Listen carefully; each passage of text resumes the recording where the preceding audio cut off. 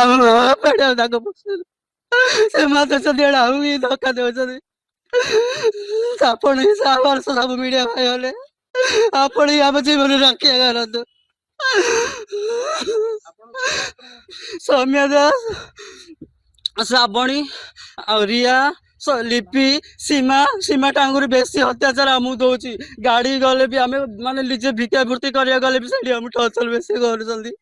ଆପଣ ମାନେ କୁହନ୍ତୁ ଆମେ କଣ ଆଇଲେ ସାର୍? ତୁମେ ଆମ ସାଙ୍ଗ ରହିବ, ଆମେ ଡ୍ରଗ୍ସ ବେପାର କଲେ ଆମ ସହିତ ସାମିଲ ରହିବ, ଆମେ ମାନେ ବାହାରେ ଯୋଉ କେସ୍ ବି ହେଲେ ବି ଆମ ସାଥେ ରହିବ, ସୋସିଆଲ ୱାର୍କ ସବୁ ମାନେ ସେକ୍ସ ମେକ୍ସ କଲେ ବି ଆମ ସାଙ୍ଗ ରହିବ।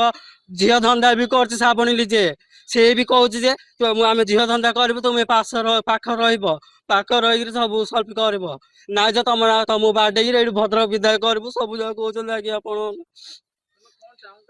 ଆମେ ନିଆ ଚାହୁଁଛୁ। ଆମେ ଆଜି 7-8 ବର୍ଷ ହେଲା ରହିଲୁ ଭଦ୍ରକରେ, ଭଦ୍ରକ ଛାଡି କୁଆଡେ ଯିବୁ? ଆମର କିଏ ଅଛି? ବାପା ଅଛି ନା ମା ଅଛି? ଆମେ ଯିବୁ କୁଆଡେ? ଅଞ୍ଜଳି ପଟ୍ଟନାୟକ, ଦୀର୍ଘ ମୁଁ 7-8 ବର୍ଷ ହେଲା ଏଇଠି ରହିଲିଣି। ମତେ ବି ଡର ଧମକ ଦଉଛନ୍ତି, ନା ତୁ ଏଇଠୁ ଭଦ୍ରକ